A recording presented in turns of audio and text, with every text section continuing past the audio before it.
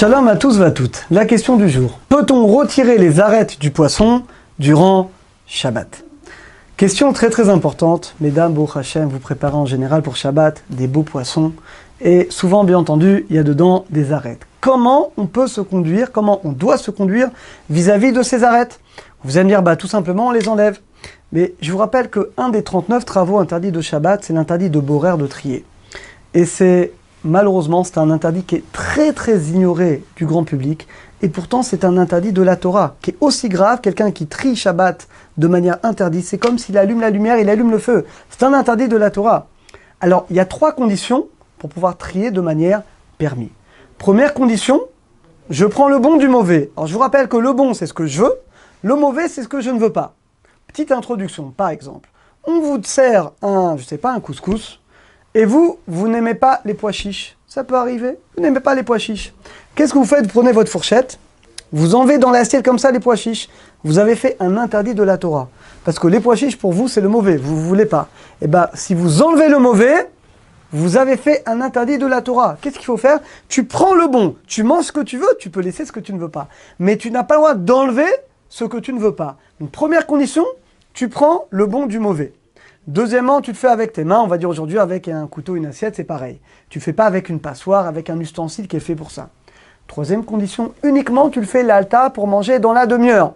C'est la raison pour laquelle, mesdames, c'est très important quand vous préparez les salades, et là je parle un peu de tous les légumes, que ce soit les oignons, les œufs, tout ce que vous voulez, vous devez impérativement le faire uniquement une demi-heure avant de l'heure du début du repas approximativement.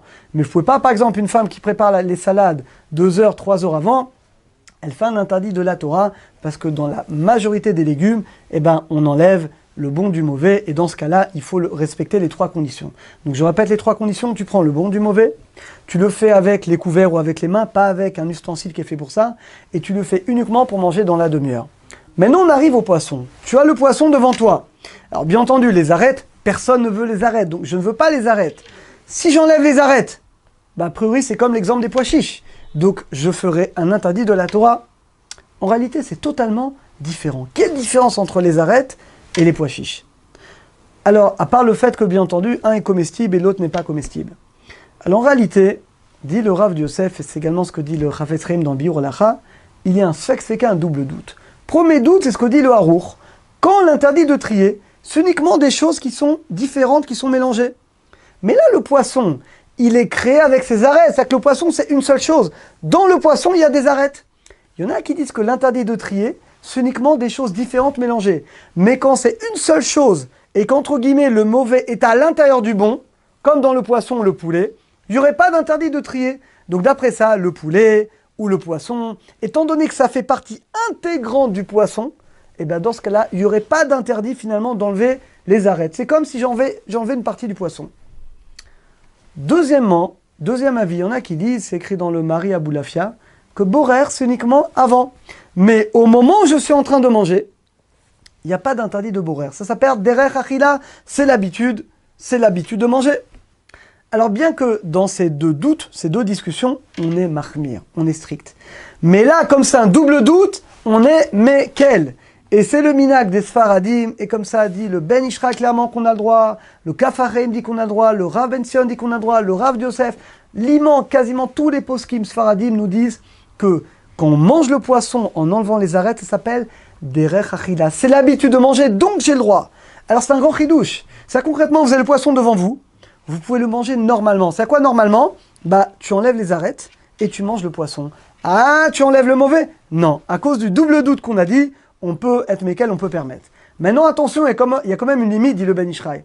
Quand on vous sert des fois le poisson, des fois des parties qui sont déjà détachées, il y a des fois des arêtes qui sont déjà détachées. C'est-à-dire que tu vois le poisson dans l'assiette, mais tu as des morceaux ou des morceaux d'arêtes qui sont déjà détachés.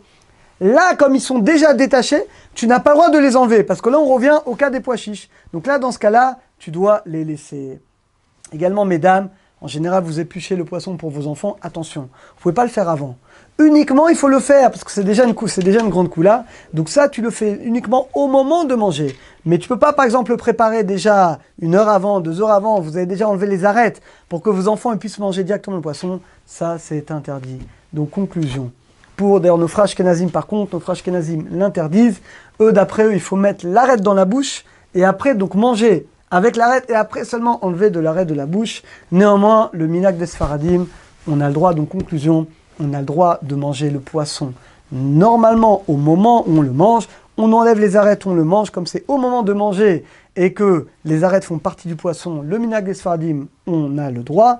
D'après nos frères ashkénazim, il faudrait l'interdire, ce qui explique d'ailleurs le plat qu'ils mangent gefilte et fish, où il n'y a pas d'arête comme ça, ils ne rentrent pas du tout dans ce problème. Alors à très bientôt, Shabbat Shalom à tous.